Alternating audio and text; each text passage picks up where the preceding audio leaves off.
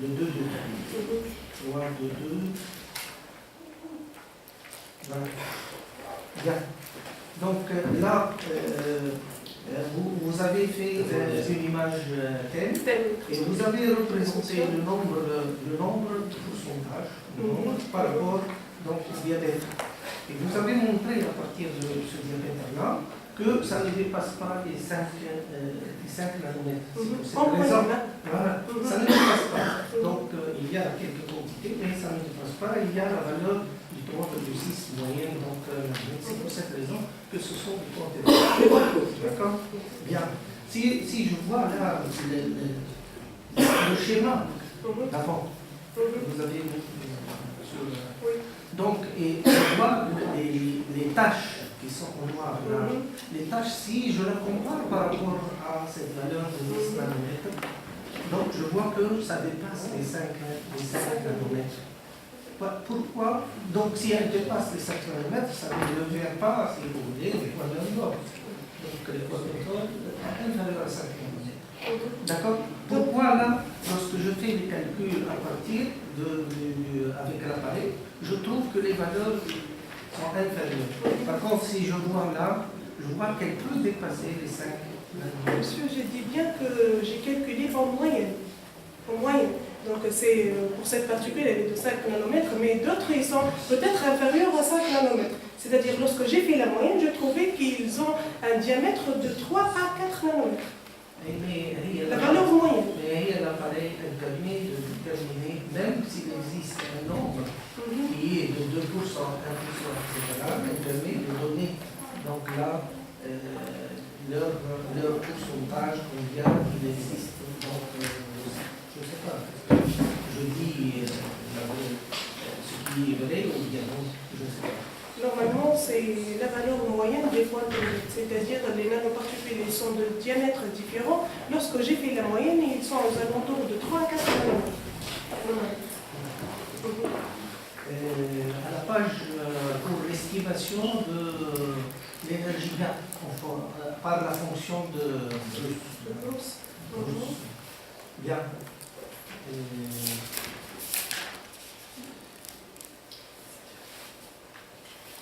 Bien. Donc, qu'est-ce que ça veut dire CDS tout d'abord qui sera massif? Qu'est-ce que ça veut dire le mot massif? Massif, c'est-à-dire le bulk. C'est-à-dire en passant de la taille nanométrique à une grande taille. Comme vous voyez sur les images web, on a des agrégats de CDS. Ce n'est pas des nanoparticules de CDS. On a des nanoagrégats. Donc on est passé de la taille nanométrique au CDS massif. Oui, non, massif. Il reste nanométrique, mais il n'est pas très petite les tailles. Même les courbes, c'est l'énergie, c'est une propriété intrinsèque. Chaque particule ou bien chaque composé a une énergie propre. Il ne change pas, si vous voulez, si la structure ou bien un portal ne change pas. D'accord? Donc, là, s'il est massif, c'est-à-dire qu'ils sont des grandes, si vous voulez, de grandes tailles et qui dépassent donc les nanomètres, etc. Donc, dépassent les chaînes nanométriques. Ça devient, par exemple, 200, 300, 500 nanomètres là. Donc, je rentre dans le domaine du micromètre et ainsi de suite. D'accord? C'est ça le massif. Si en fait, c'est le confinement quantique. Mais si ça reste toujours le... Voilà. C'est le confinement quantique, c'est-à-dire lorsqu'on passe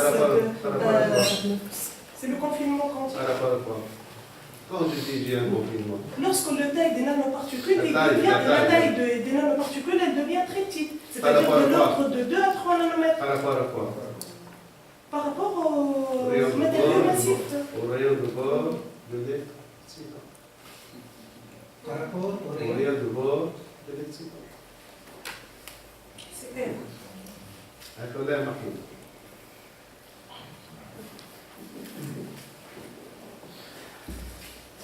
Bien. Donc, à la page, si vous voulez,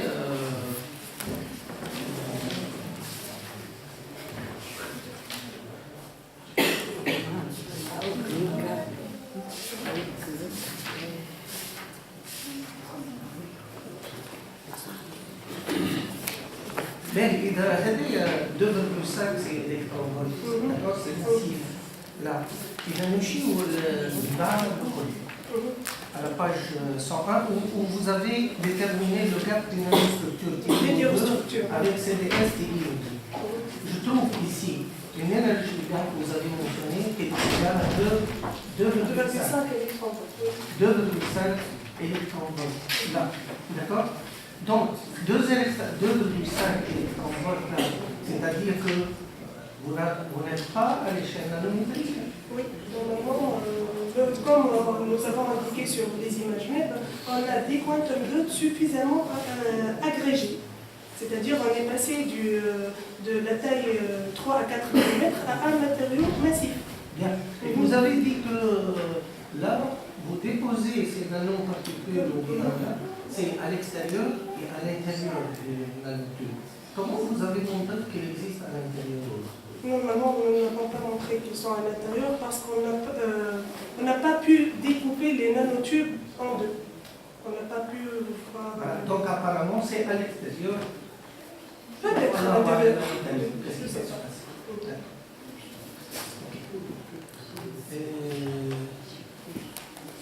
À la page 96, si vous voulez, dans le spectre XPS. Donc, dans le spectre XPS, vous avez du carbone. Vous avez détecté donc là du carbone. D'où provient ce carbone-là? Des impuretés dans l'air. Des impuretés dans l'air. Non, ça ne fait pas du carbone. C'est quoi le carbone? D'où provient le carbone? Vous avez détecté soit sur le TiO2 ou bien sur le CDS TiO2, vous avez détecté du carbone dans les deux cas.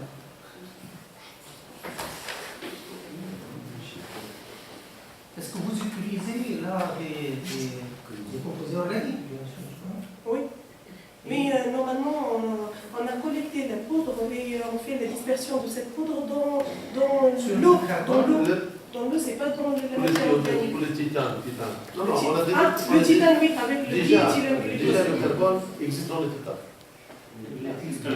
Donc c'est le TIC, là. Ah, le carbure de titane.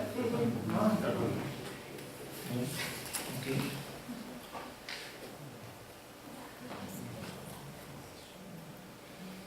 La page 51. Donc ça, là,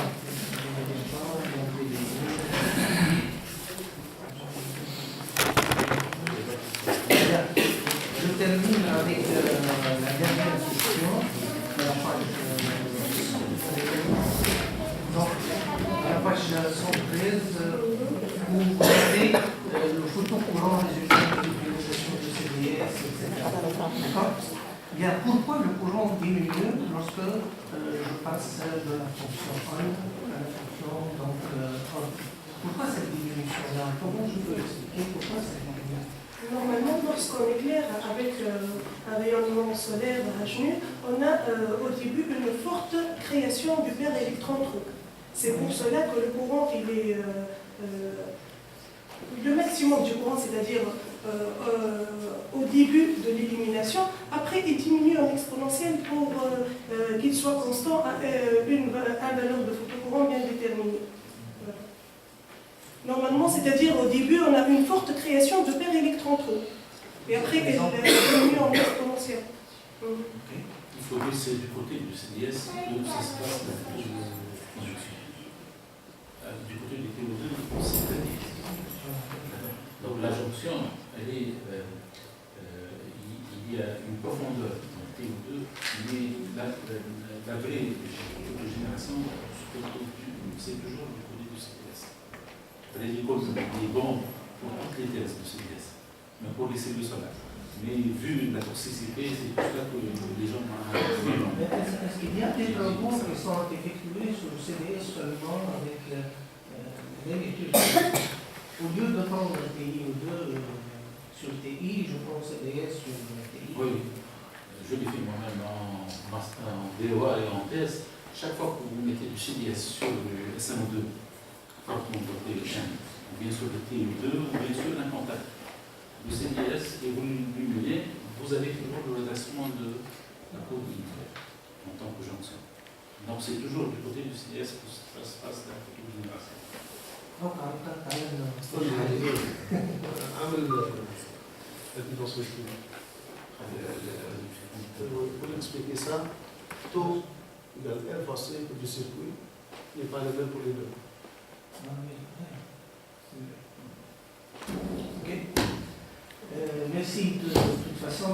Et vous avez fait un bon travail, s'il vous plaît. Et je vous souhaite une bonne conclusion. Merci, monsieur. Merci, ici j'aime donc je vais donner la parole au professeur, donc c'est Khalid Aoueli.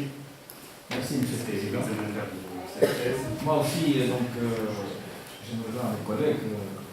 D'abord, la qualité de l'exposé, je vous remercie pour la qualité de l'exposé. Vous avez de la chance parce que vous faites une recherche de pointe. C'est une recherche high-tech que vous êtes en train de faire. Ça va être vraiment et là, je suis sûr que vous êtes très fatigué. Vous avez fait un grand effort pour se mettre, et peut-être parce que vous êtes divorcé, et nos collègues, on les remercie de prendre nos étudiants et de les imprégner dans une recherche vraiment très, très avancée.